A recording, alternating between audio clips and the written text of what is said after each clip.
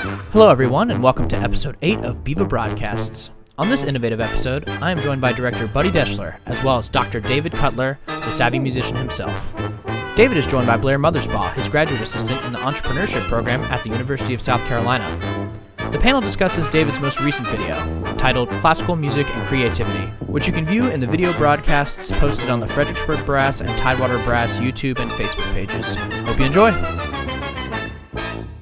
Hello, everyone. Welcome to episode 8 of the Biva Broadcasts. Today, I, Dakota Corbliss, the Director of Operations of the Brass Institutes of Virginia, and joined by Buddy Deshler, the Artistic Director for Biva, Blair Mothersbaugh, a master's student at the University of South Carolina and an Entrepreneurship graduate assistant, to the Director of Entrepreneurship at the University of South Carolina and author of The Savvy Musician, Dr. David Cutler.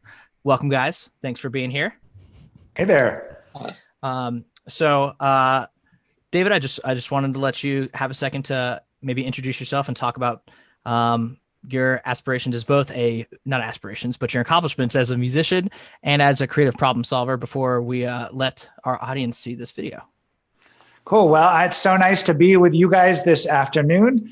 I started playing music at a very early age, but even back then, I was not like the other kids. I'd be playing my Mozart and just, shaking it up a little bit, to make it a little better, changing the notes and the rhythms and the likes. And that did not make my mom happy, but that was just something that I had to do. So it seems like my whole life I've been balancing these two elements about music and creativity.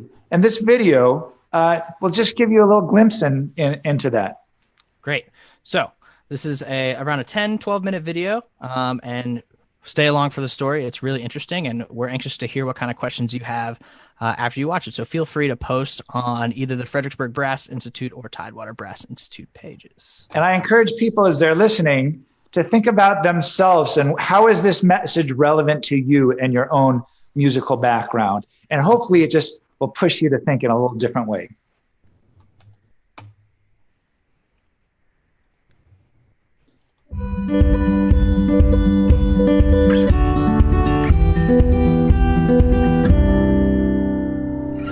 We live in a world marked by disruptive technology and exponential change.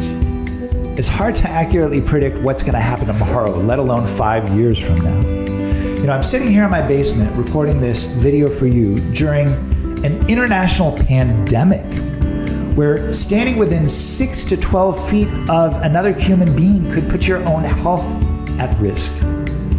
Nobody saw this coming. But when the world is always changing so quickly, one aptitude is more important than just about anything else, and that is creativity, the ability to creatively solve problems. And people who can do that become an incredible asset to their communities, their organizations, their families, and even themselves. Shinichi Suzuki made a bold declaration when he stated that all children are musical. I just love that, and would like to build upon that premise to suggest that all children are creative. In fact, all human beings are creative. And furthermore, music may just be one of the best platforms for cultivating that aptitude, but it won't happen automatically. Many people believe that the arts are inherently creative. In fact, we sometimes call them the creative arts. And it's an argument that many advocates have made as a rationale for keeping music education in the schools. Well, I've asked many people, how do you justify that perspective? And I've heard this.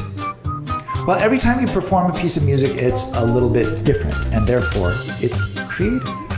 And it's true that when you play something, it might be a little bit faster or slower or louder, or maybe you make a mistake in a different bar.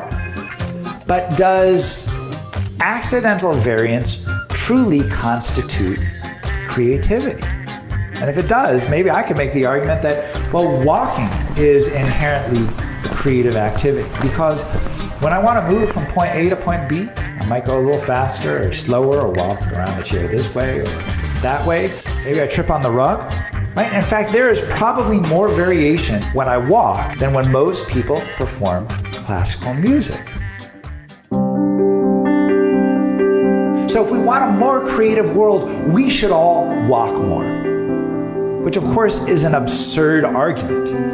I mean, it might be great for us to get that exercise, but certainly that's not going to help us become better problem solvers. Creativity requires making a personal decision. It's about taking a chance and owning the consequences of our decision, whether they're good or bad, and then determining what to do next. It's about being empowered to determine your own direction. I've asked many audiences, is there room for creativity in classical music? And the answer I always get is, oh, of course there is. So if there's not a crescendo written, could you put one in? Sure. What about if the articulations aren't specific? Could you make something staccato? Oh yeah, you could do that.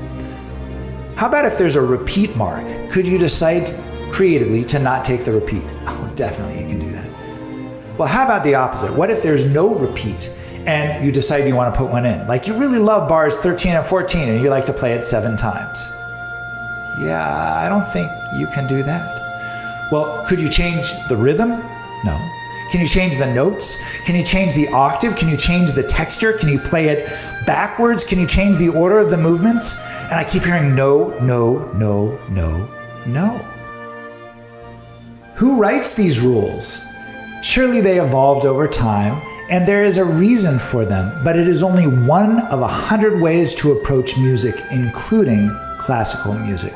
So if I were going to make a metaphor, we could say that the classical approach to the musical world would be a lot like copying art to the visual world. So for example, if I love the Mona Lisa, which I do, then maybe what I would do as an artist is I would try to paint exactly the Mona Lisa just as Leonardo da Vinci had seen it in his mind. In fact, I was in northern Thailand and learned that they have a 4-year college where you can get a degree in copying art. So what they'll often do is they'll look at a photograph or maybe a National Geographic cover, and then they'll try to draw it with pencils. Often they can do it with painting, but often with pencils, so that you can't tell the difference between their drawings and the photo if you're really good. I loved it so much, we actually bought a few of these. Here's an example of one of the drawings that I got. You can see it looks just like a photograph of this woman, but when you zoom in, you can tell, although barely, this was all done in pencil. And it's a great approach. It's really cool, just like classical music. I can't quite remember what happened first, music lessons or my mom yelling at me, but I began classical piano lessons at an early age and quickly learned the values of a relentless work ethic, attention to detail, the pursuit of excellence. But even back then, I was not like the other kids. So I'd be practicing my Mozart and just, shaking it up a little bit, changing the notes and the rhythms to make it better. I'm not sure it did, but of course, beauty is in the eyes of the beholder, right? Well, this did not make my mom happy. She'd be in the next room barking at me, "David, that's not what it says. David, play what's on the page. David, eat your vegetables." She was yelling at me a lot. And I got that same kind of pushback in my lesson. We spent hours a week where he would ruthlessly deconstruct every element of my musical performance. I grew so much from that training. But he was always a little disappointed in me. He said, "David, why can't you be like my other students?" Well, what he didn't yet realize was that whether because of an inherent need to be creative or maybe just a short attention span, something inside of me just had to find my own voice. And it was those inclinations that ultimately led me towards both jazz and composition, two places where creativity was not only tolerated, but expected.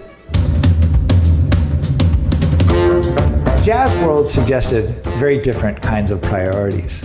It was all about taking a chance, walking that tightrope, and finding your own unique voice. So let me illustrate the difference between these two traditions by contrasting how they incorporate actually a very similar sounding term.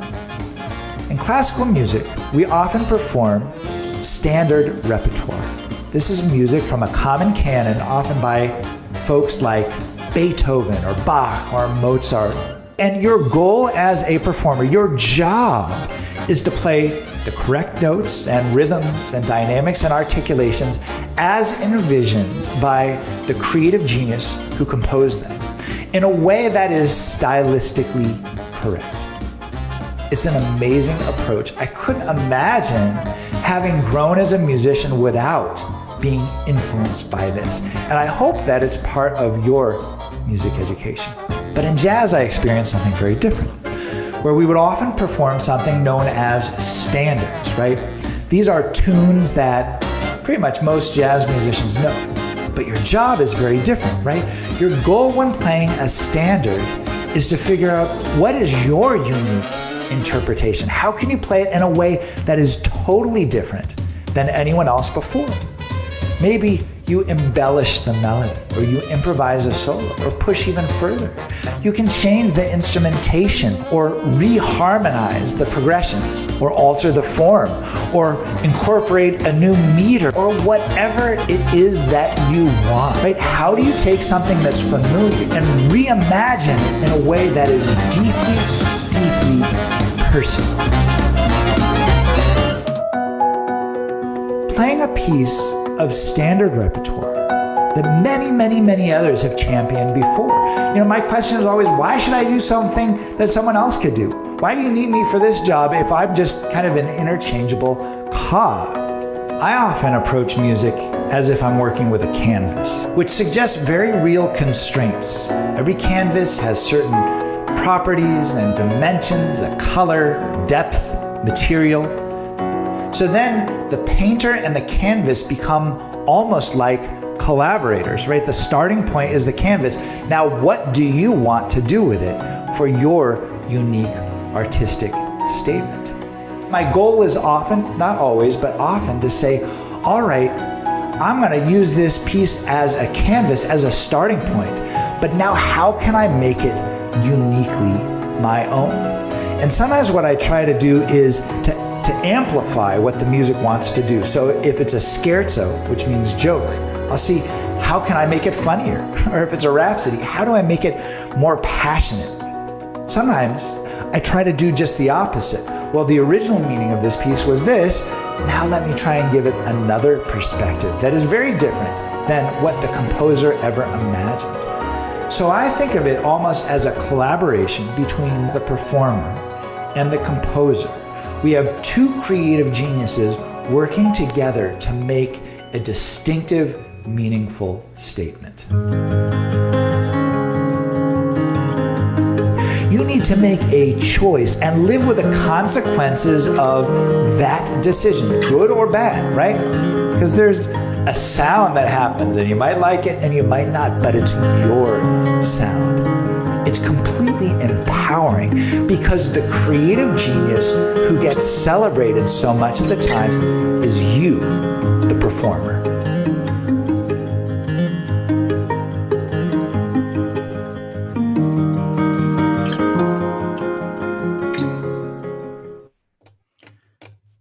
All right. Well, just want to say, first off, thank you, David, for making that video. That was really cool and definitely had a lot of thought-provoking ideas in it. Thanks. And now my video seems to have gone black. Are you seeing anything? I am not. That's awesome. Excellent. Well, it's probably prettier, but for the audience, I'm not sure what to do. Do you want me to try and log back on? Sure, yeah. I'll call you right back. Sounds good. You can talk about it, reflect on it. Okay. So one of the things, because I love talking, one of the things that I'm really excited about with these conversations to come. And also, if you have any comments or questions, please post about them in the Fredericksburg Brass, Tidewater Brass video. We're not just talking about creativity in classical music, but also creativity in classical music careers. Mm-hmm. So it's like the difference in between both of those. And it was kind of funny to hear him mentioning everything about his classical piano lessons, because I also think about creativity in classical trumpet, since I'm a trumpet player, and we might get overly excited about what seems like creativity. It's kind of like, oh yeah, I like to do, the pictures promenade at like 92. It's like, oh yeah, well I do it at like 98, and like this very, very meticulous and minute differences that it's like that's our outlet in which to be, creative. Is still under these guidelines in this umbrella of classical music expectations. So I'm looking forward to how it changes. Yeah, no, I think that David, definitely put some things forward that probably shook some of us when we think about, how we perform the standard repertoire. And, I think a lot of the times when we're preparing something, we always think about, what did the composer intend and that sort of thing. And what we don't think about is how the evolution of music has changed. Mm-hmm. I think about this a lot when I play what horn repertoire, like doing the Beethoven horn sonata. A lot of the times I think about, okay, so maybe I should do this on natural horn because that was the instrument that it was intended for. And so I did it, and it was an experience, and I don't know if I'll ever do it again, but it was really fun to just kind of think about like what were some of the obstacles that happened then. And then I think about, well, if Beethoven had access to a double horn, would he want it performed on that? And so and I think a lot of the times that is where the barrier stops in terms of thinking creatively about our performance. It's just like, oh, maybe I should do it on this instrument or that instrument, but really I'm not changing anything about the music that much. It might sound a little bit different, but all in all, like that level is like this much of a difference, right. So, and I think, of course, like if he had access to an instrument that was better served for his piece, A, he probably would have written a different piece, but B, I think he's like, oh, it makes life easier for the performer. Great. Let's see, how this can change what I write. I think we have the savvy musician back. He's on his way. It also to put a pin and come back later, it's like thinking about as performers and teachers ourselves, like he's here, he's back. Like the idea of whenever we're working on a new piece of music for the first time, what's like the first thing either we do or we tell our students to do? It's like, okay, we'll go find a recording. So like, okay, go listen to the rules of how this is supposed to be, versus like work on it, with your own natural ability, your own musical ideas. Yes, you're given some instructions, dynamics, articulations, Italian words that tell you what kind of style and what to feel. But we'll like immediately go to rules and expectations by like matching another person's recording versus having our own creative voice in it. Well, welcome back, David.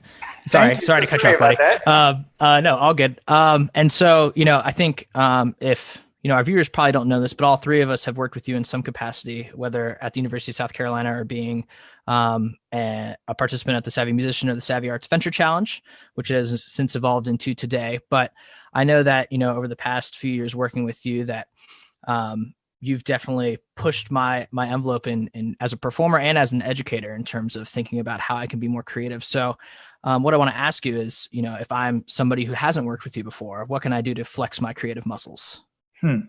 Well, that's a great question. I think the first thing is to commit to creativity, whether you're an educator and trying to help students find their voice, or you're just exploring your own. The first thing is to realize that creativity might actually be beneficial to you. I look at everything in life as a metaphor. So people who can be creative in music can probably be creative outside of music, and vice versa.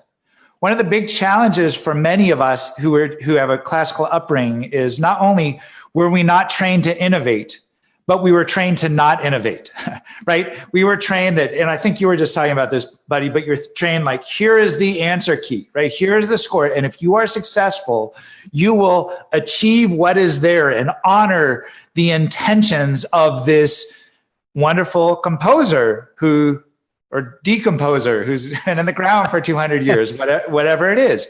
And that is your goal, as opposed to you are here to figure out how do you build upon this incredible historical statement to make something that is deeply personal.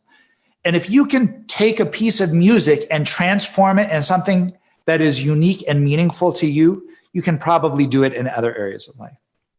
So one of the big ideas that I wanted to share is the term creative performance practice.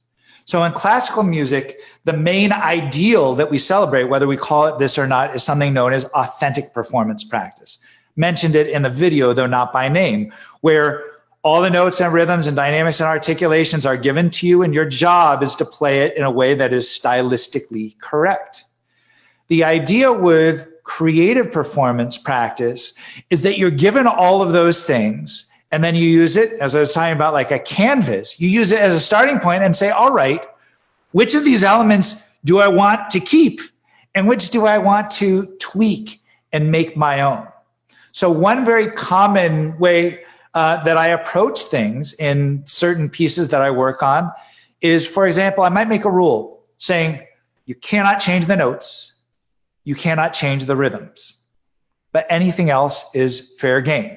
So if you want to put in extreme dynamic contrasts, or if you want to raise something up an octave or down a fifth, right? Or if you want to dramatically shift the articulation, for example. One of the things that's interesting about older music, maybe different in some contemporary music, but that's different in older music, is most of it is written to be fairly homogeneous, which is fine and can be beautiful. But the articulation is more or less the same throughout. The dynamics are consistent throughout. The vibrato is consistent throughout. Now we draw from all kinds of influences and sounds and timbres. So how do you take that and then just adjust these elements so that every phrase says something important? Yeah, I really like that. Something that is kind of coming to my mind now is being like the initiator of creativity to then spark the next person's slight creativity to then do the next person's. So it's kind of like a game of telephone, but like in a positive trend of creativity. So we might like hear a recording, and then it's like, okay, they played what's on the music, but they also did this. So now I'm going to try to do that, but also this one other thing. And then someone might reference that recording, and it's like, oh, well, now like this is Autumn Leaves, but this is definitely like in a different time signature, but I can definitely tell. And then it's like, then you take that version and make a creative version of that version, and so on and so on and so on. Well, I love this, notion of passing it on. And it really goes to values, right? As a teacher, you have a decision to make. Do you teach composers or do you teach students? Do you teach about instruments or do you teach about life values? And once you know what's important to you, what your value proposition is, it impacts everything. Now, I just want to be clear here. I am not an extremist, but I've come to believe I'm very much of a moderate, right? That I think it's so important. And Dakota, you mentioned this at the beginning, this word balance. How do you balance these things? What has happened in the classical music education world, and it was not always this way, is it has taken an extremist position, actually, right? If there's a continuum from creation to recreation, the classical music paradigm is 100% almost, or maybe 99% on one side. So sometimes I talk about these other things, but it's only because it is so overbalanced here that we need to add some balance to the force. Whereas if it were a free for all, if there were a tradition and dude, the only thing you got to do is just like improvise freely and do what you feel in your heart or whatever it is, then I'd have a very different message. Let's find some discipline. Let's recreate something that was great in the past and that might have meaning today. So it's about finding that balance and passing it on. I love that. Yeah. So, go ahead, Blair. David, let me ask you, I would agree. I think, this is sort of moderate and more in the middle of things. But if you would talk to a lot of straight up classical musicians, they might still see this as a super extreme thing. Like you're saying, oh, I'll leave the notes and the rhythms the same, but I might change the octave or the dynamics or something. And there are still people who would look at it and think, oh no, that's way too extreme. We can't do that. So finding that balance, what are some recommendations that you would give people to just sort of dip the toe in the water to start pushing the envelope and pushing normal a little more toward the middle? Great question. Gateway drug of creativity. Great, that's what it is, right? I'll answer it in two ways. First of all, you're right. Just dip your toe and just try one thing, right? That can be the hardest step. I remember when my kids were younger, we went to a water park and like the kid was just terrified to go down the slide, but you just had to do it once. And of course, I want to do it again. I want to come back. And so just take one thing and give your permission to change one note or one rhythm or one octave or one dynamic, whatever it is. And it may feel terrifying in the moment, but when you do it, you'll see the classical music police are not going to come and arrest you. Nobody's rising from their graves. That's right. And it might just feel amazing. And over time, you open Pandora's box. The other thing I would say is this. I'll say, you know what else is extreme, Blair? Is COVID-19. Right? Nobody asked for this, but this is the way of the world. It may not be ideal, but this is what's here. All of a sudden, essentially all performance venues are closed. And in order for us to succeed, we need to be able to use this moment to imagine new potential that nobody ever thought of before. And I should be clear, I'm, of course, saddened by this moment in many, many ways, but also incredibly optimistic about the future of music and the future of artists, and see all kinds of opportunities that personally I never did before. I have to thank this terrible, terrible pandemic for opening my eyes, because it's a way bigger innovator than I ever could be. I never imagined a world in which you couldn't get within 6 to 12 feet of someone. Then there's a question of people who think, oh, well, changing it an octave, that's far too extreme. Well, you know what's too extreme for me? Having a model that is so fixed that when the world changes, you can't imagine anything else, and you lose all your income and you can't figure out a way to use this gift of art to impact the world. To me, that's extremism. Right? This is a moderate perspective. Let's figure out how we can use the greatest gift we have of music and art, and then apply it creatively in all kinds of ways that positively impact communities and our own careers and the likes.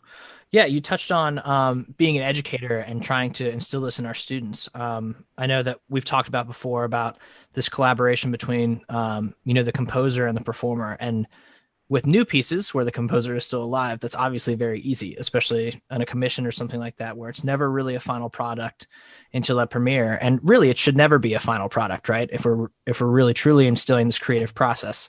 Some people might find it hard to collaborate with a composer that has passed away.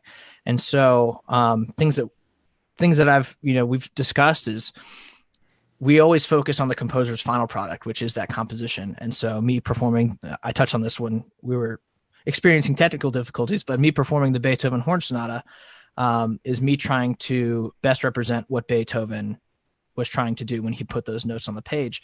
But what we don't think about is his creative process and how long it took him for him to write those notes on the page and to feel good about them as a presentation.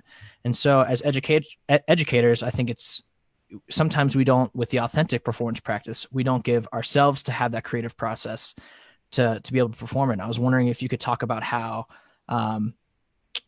where the checkpoints are in terms of where authentic performance practice and creative performance practice kind of meet somewhere in the middle at that, where the composer's final intention, that piece of paper, is kind of like different landing points or different starting and ending points for both of those processes. Right.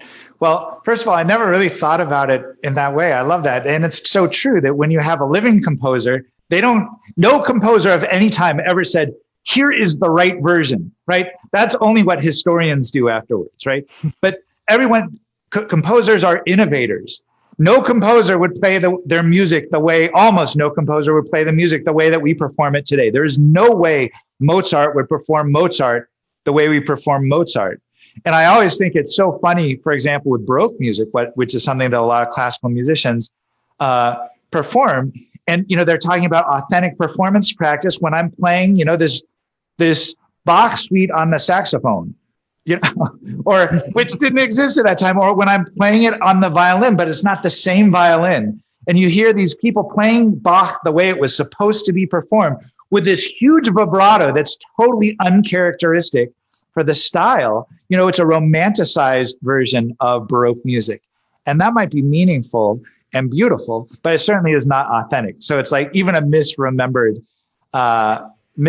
history. And that's so much of the time, where we start. What was the other part of your question? So, that's the authentic practice is we try to recreate what we thought the composer might have intended based on what was on the page. And so with the creative, performance practice, where we should really start is that should be the starting point, is the score. And so how we can take that and let that be the starting point and go from there rather than trying to achieve what's on the page. Because as you just mentioned, what we're doing today is not what the composer intentioned. Me playing a double horn on the Beethoven Horn Sonata, that didn't exist at the time. And so we can't say whether or not Beethoven would have liked that if he had access to that technology, because we can't ask him. Right. But that's the great thing about collaborating with dead composers is they're not very argumentative. You can just do what you want. But yeah. And so I think a lot of people have a hard time saying that it's a collaboration because of that actual aspect. It's, like, well, what if they didn't like that? And you're like, well, how we do it now isn't probably what they heard when they first wrote it down. And so if you could talk about how, like, if we flip the script essentially and say the score is our starting point, what can we do from there rather than try to achieve everything that's on the score? That's interesting to flip the script, as you're saying, to change either the starting or the ending point, right? So, I mean, the fact that a composer wrote it is fine, but I can tell you one thing, and there's great value to, looking back in history. We have to understand history in order to move forward. Not that history repeats itself, but it often rhymes. So it's important to know where you come from. But what got you here is not going to get you there.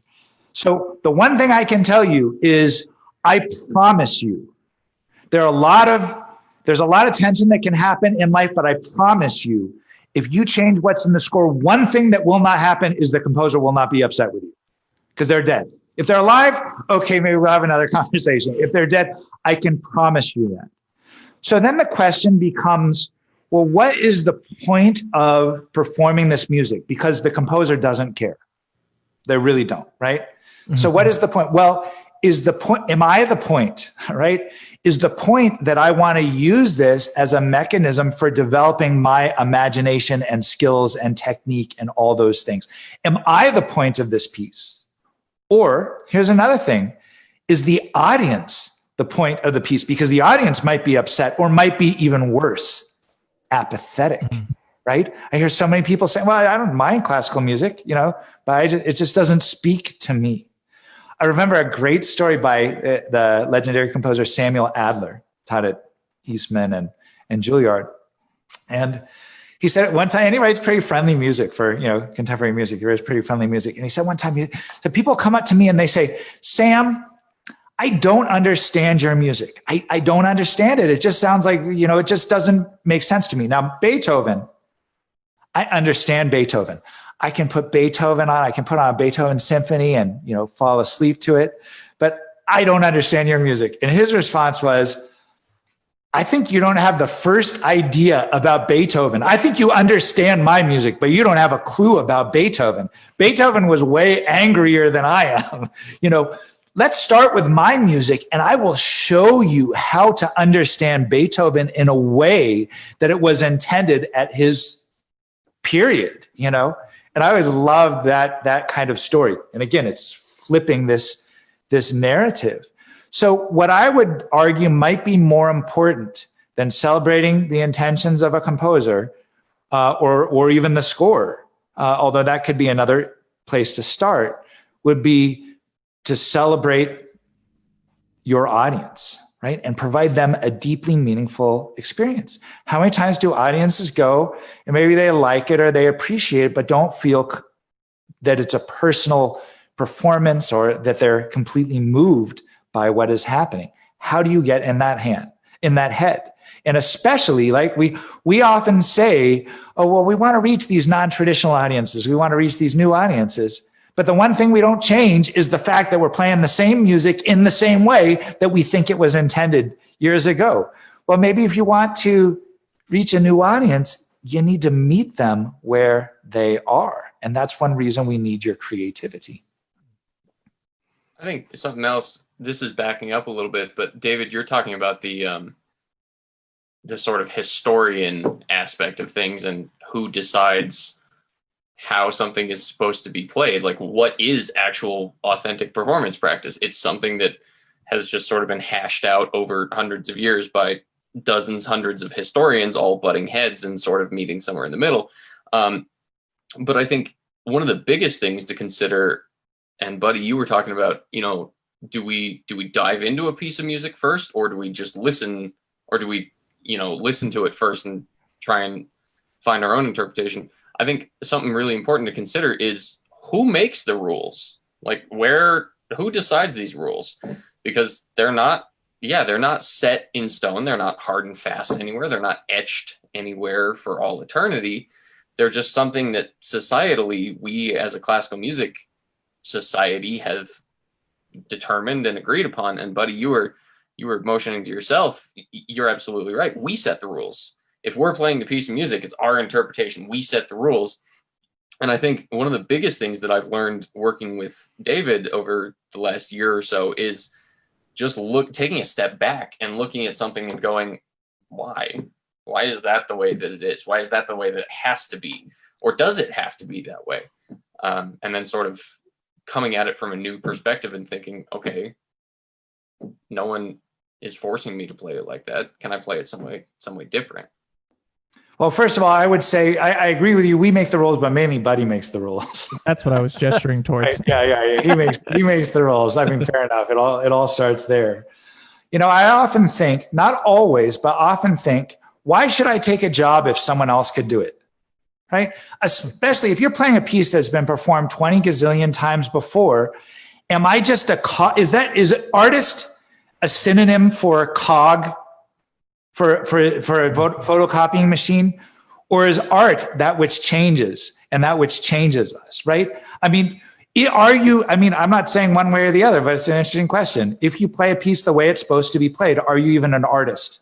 Or are you just like I showed from that, drawing in Thailand? Are you just a copyist, right? Which, like you put notation in finale, you're just copying it in a different way.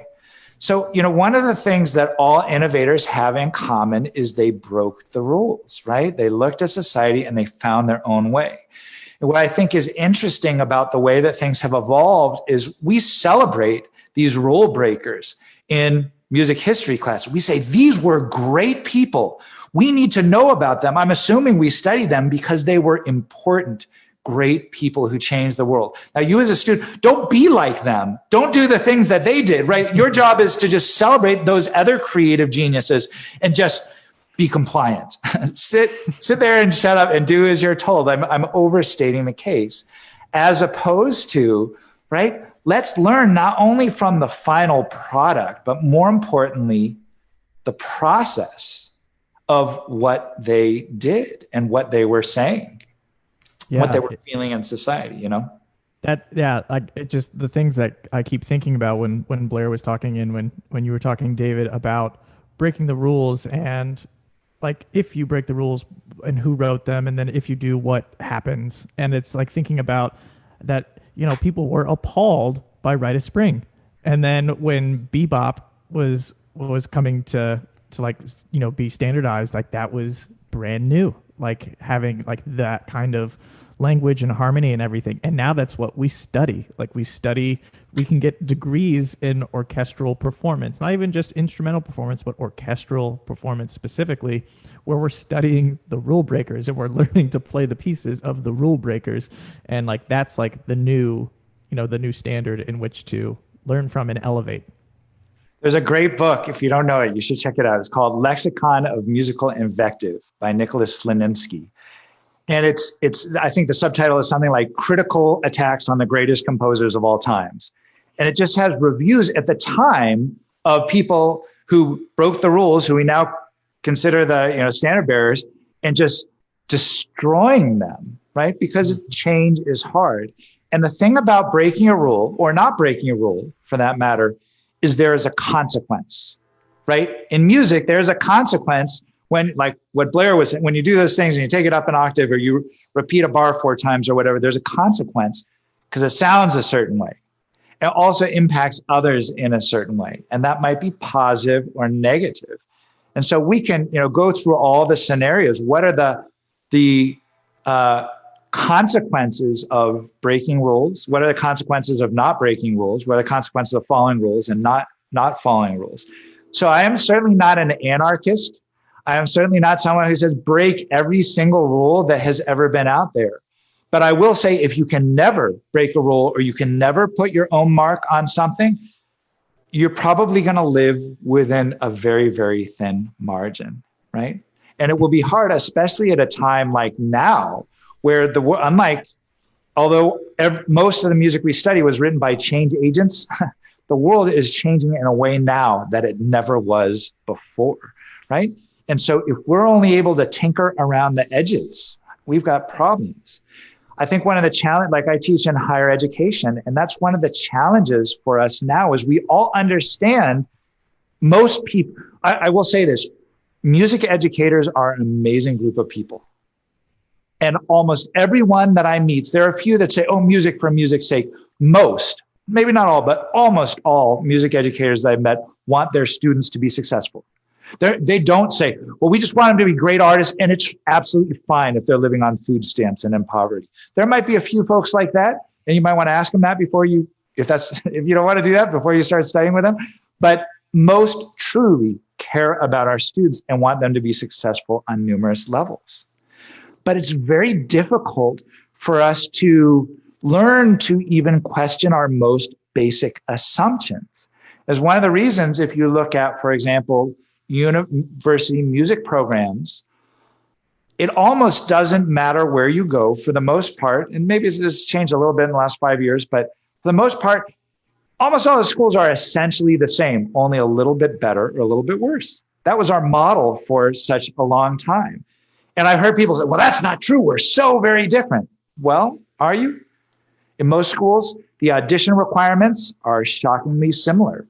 The ensemble names are the same. The curricular requirements are, might be a credit or two different, but basically the same.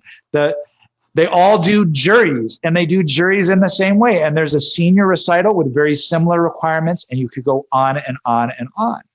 Now, I'm not going to say there's anything wrong with that model. I grew up with that model, and I loved it, and I feel very fortunate to have gone through that. But it's a big world out there, and what we're seeing as independent artists, as arts organizations, as music schools, and really in any other sector of society, is that if you're not differentiated in a time where everybody has access to everything, you will not go so far, and you will probably struggle. And, I just in this COVID era where we're all going online and all of a sudden you can go to any school and you can study with anyone, it seems more important than ever. You have to have your own, you have to be either super duper famous, you have to be a Kardashian, or, right? And then you can do whatever you don't have to be very innovative there. Or you have to have something about your brand, your style, your approach, your communication that is not only top notch. And I always think, quality is so important, but that also helps you stand out in a positive, relevant, meaningful way.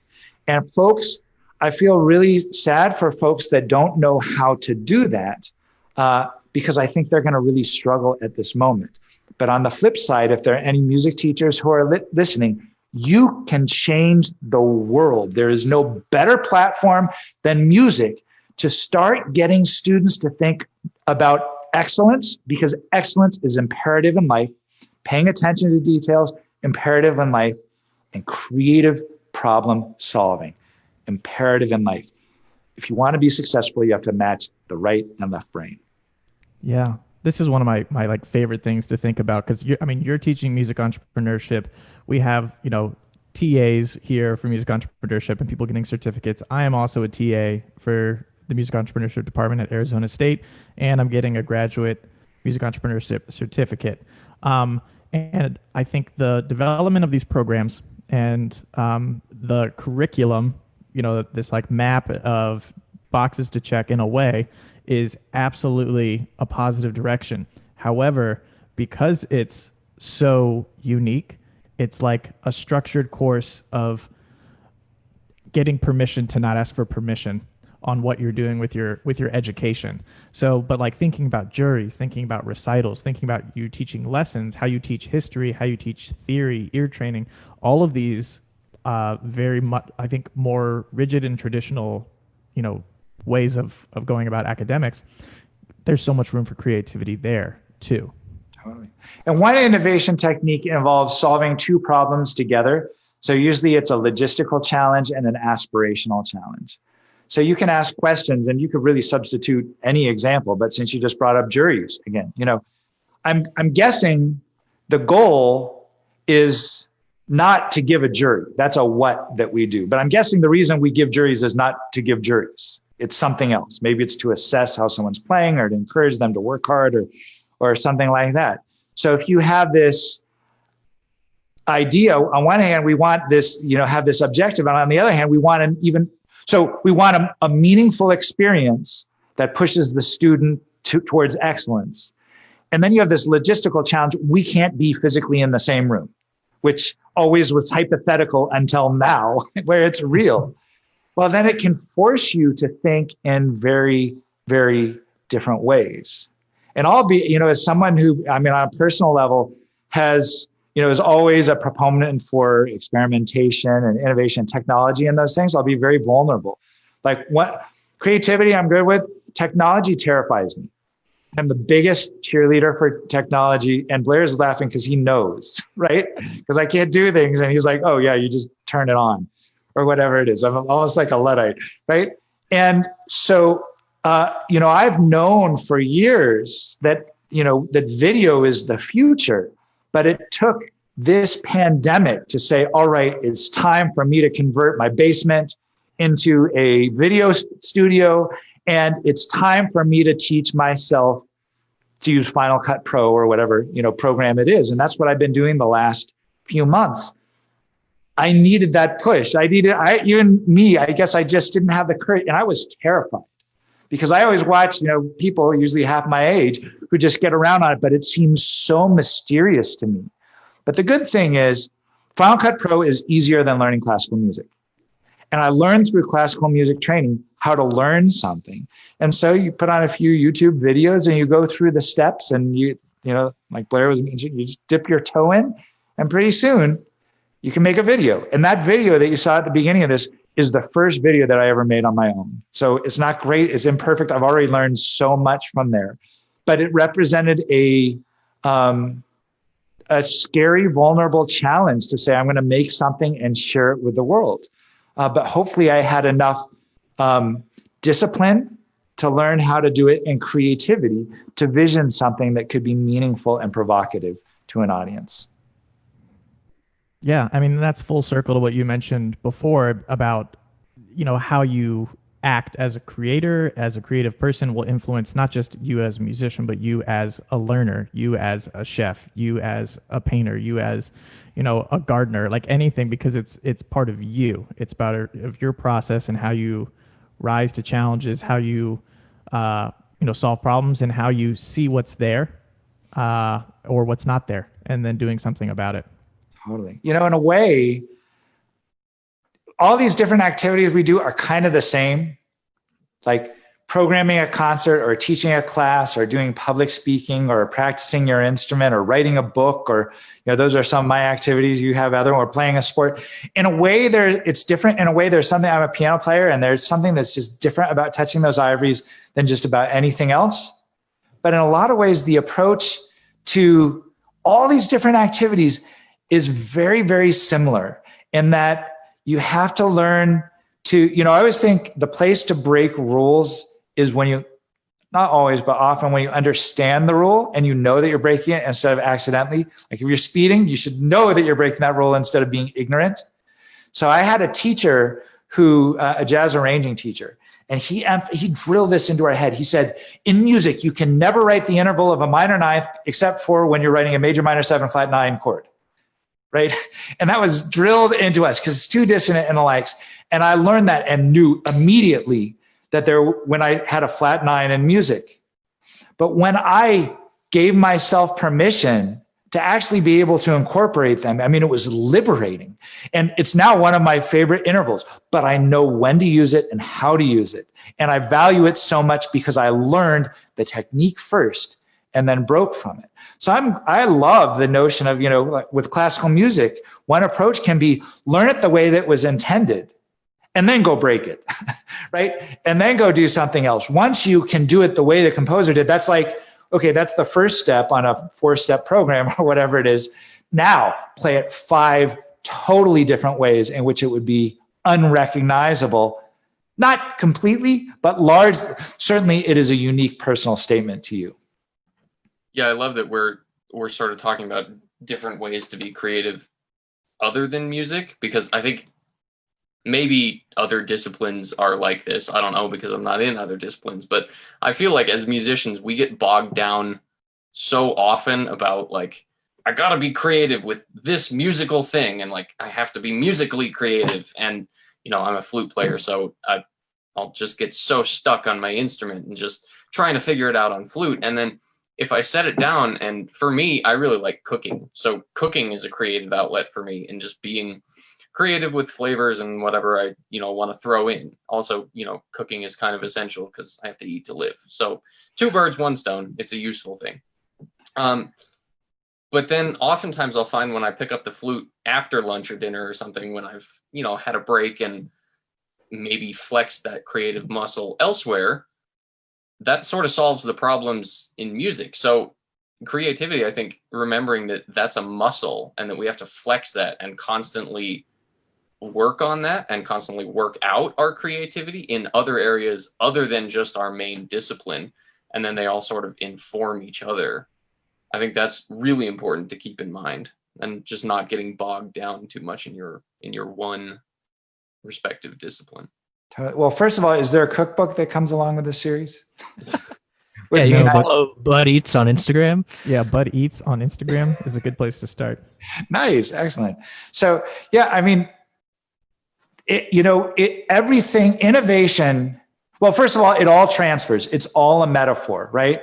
Like my position, we're not talking about that specifically, is in music entrepreneurship and helping people find creative ways to create a sustainable career that makes an impact. But approaching a career and approaching a piece of music, they're the same thing. If you're creative, they're the same. And if you're not creative, they're the same. If the only career option that you think for yourself is that you have to be in an orchestra, you're talking about those orchestra programs. I mean, there's nothing wrong with being in an orchestra if there are orchestras, which there aren't right now. And if you can get one of those positions, right? And if that's truly what makes you happy, like, I hope it works out for you. But if that's the only thing that you could see for yourself, there's no creative process. And so everything transfers to everything.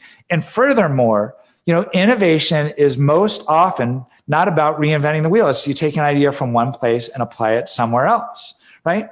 And the challenge for so many of us in this siloed world is we never go anywhere else. Even brass player, that's why I'm so glad Dakota's like, well, we want to bring in non-brass players, because in a way it makes sense for brass players to learn from other brass players certain kinds of lessons.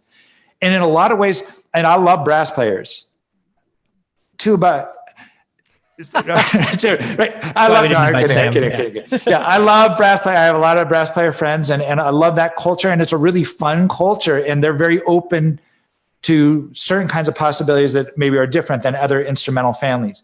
And yet it's one predominating worldview, or a pretty limited worldview. It's a great worldview, but it's just one way.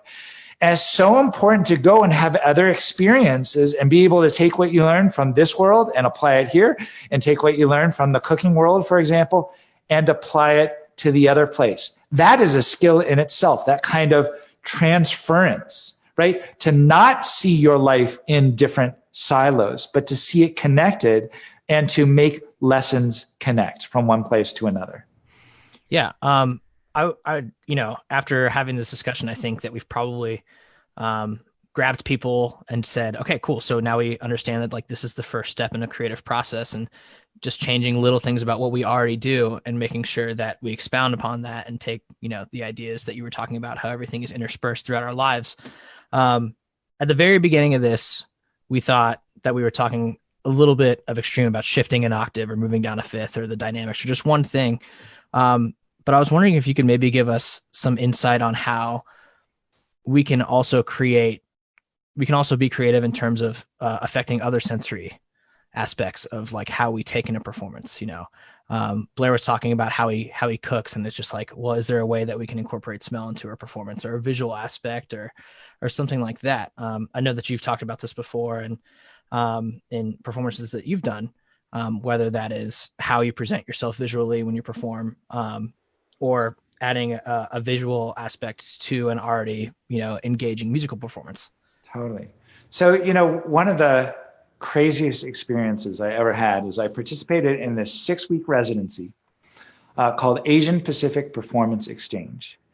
It was interdisciplinary. So we were mainly musicians and dancers, but an actor, a puppeteer from the United States and Asia, right? So it was interdisciplinary, intercultural, interfaith, just about everything. But we were all connected through being art makers. And we learned so much from one another, and we would collaborate and teach each other and likes. 6-week experience. But my experience was not like the others, because for the first 10 days or so, I did not have access to a piano, my lifeline, right? Like, this is my identity as an artist. I'm a pianist. Everyone else had their acts, right? The dancers had their body. The drummers had their drums. There was a guitarist, there he had his guitar. Even there was a gamelan composer. He had a gamelan. There was a whole gamelan there. There was no piano for 10 days. And it was really hard. And I had to ask, what value do I bring to this conversation without my axe, without my instrument? I mean, do I even offer any value? Now, of course, I could compose music, I could write music, but nobody else read Western notation.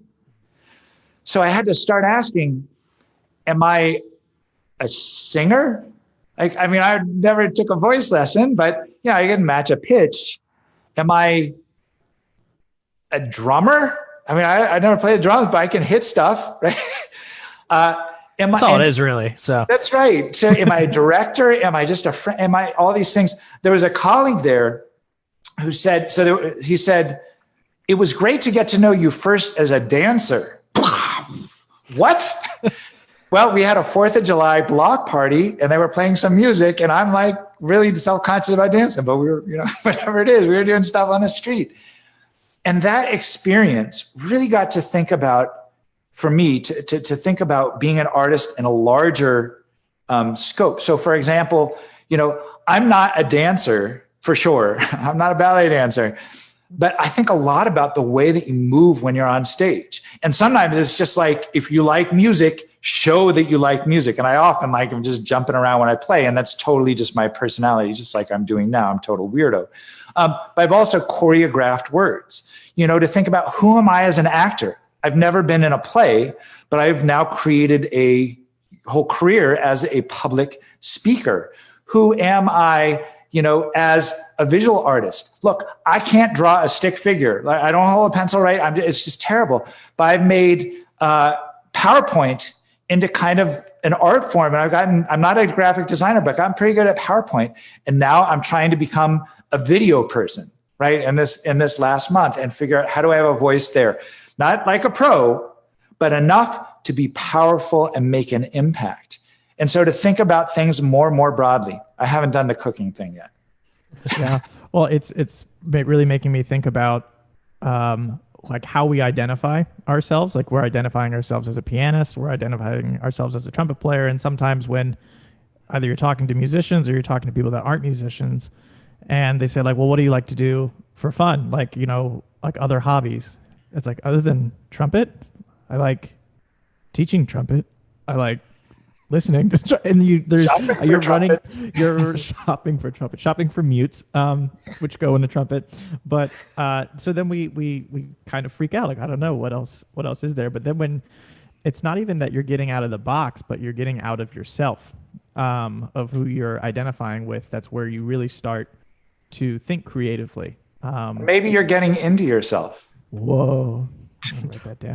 Yeah, you're not pigeonholing yourself quite so deeply into this one little corner of, I am a trumpet player, or I am a flutist or, something like that. You're like, yeah, that's part of who you are. And maybe that's how you make your living, is you're a musician who happens to play the trumpet or the flute or the piano or horn or whatever. But that's not all of who you are. I think it's important to have these in-depth experiences where you're really focused on music making. When I was an undergrad, I practiced 12 hours a day regularly, and I'm so glad to have done that then because I don't have time to do it now. But I think it's also so valuable to have those times where you're deeply ensconced in other kinds of activities, because they help define who you are. If you're not interesting, right? We think so much of the time we mistakenly say the key to being a good musician is excellence. No, it's being interesting. Mm-hmm. Hopefully you can have some excellence with that. Again, I have very high standards for myself and anyone else. And sometimes I'll get groups like I worked with one brass quintet, and they're like, well, we want to really make it and help us brand and make our website and do this thing. I listen to them play. I'm like, well, you might want to, tune your chords. You could practice with a metronome. That's important too. But there are lots of, places for that. And it's about balance. Well, I just want to say, you being one of my mentors for the past couple of years, it's been really special and awesome to have you on, and be part of a project that myself, Buddy, and Sam have been doing for years now. And so it's cool that this has allowed us to open up a little bit past our niche, which is brass playing, and bringing in people from kind of outside that pigeonhole we just talked about, and letting them experience some of these other points of view and whatnot. And so, David, I just want to say thanks again for taking time out of your day and coming on. Obviously, Blair and Buddy too, for taking time out of your days to come and discuss, what is a pivotal moment, I think, in our field. Thank you so much. And I just want to say, I know all three of the people in these other Brady Bunch squares who are all big thinkers in changing the world in their own way. And I hope, if there's one takeaway for anyone who's listening to this, it's you don't need permission to do something great. The world needs, it's very easy to wallow in the very real challenges of the day. But what the world desperately needs now are courageous leaders. And all three of you are that. And I hope anyone listening chooses to say, hey, in some way, I want to do that. I want to make a positive impact by leading the way. That was awesome. And I feel a little silly about what I'm about to ask you to do, David, but not dancing, is it? No. Okay. Well, I don't know if it's worse. Arguably worse. Yeah. So if you guys have caught any of really just the last minute or so of any of the other broadcasts we do, we close it out by giving our best interpretation of a mouth trumpet. Unfortunately, I can't be really creative in this aspect because I need to give a proper demonstration. But hopefully I'll be creative. Good. Okay.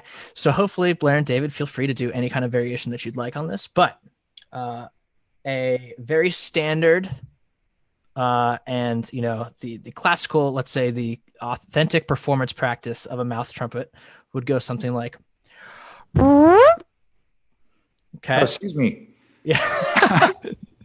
All right. Yes. Buddy, if you could give maybe a slight variation, something, maybe this is just changing one thing in a performance.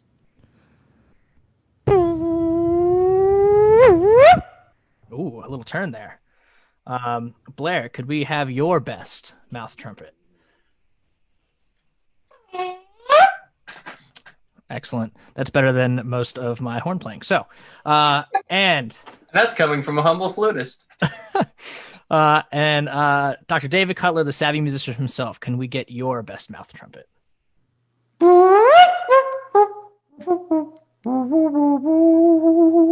Excellent. Yes. Awesome. Well, thank you guys so much again for coming on. This has been an absolute pleasure. I think that this round of mouth trumpets might be the best we've had so far. Maybe I'm going to compile all of them. Certainly the most creative. Yes, absolutely, for sure. So we learned something in this hour, clearly. So tomorrow we have another Beaver broadcast. I am scatterbrained right now, so I can't think of off the top of my head who. I think it might be Sam Huss. I think tomorrow's might be Sam Huss's, which is staying motivated through cancellation. Buddy, if you could confirm that possibly. Yeah, it is. Yes. So sorry, I got Google Calendar up. I'm sorry. So we've got Sam Huss tomorrow at 1 p.m. Eastern with Buddy. He'll be on talking about staying motivated through cancellation. Sam is the principal trumpet player of the Richmond Symphony.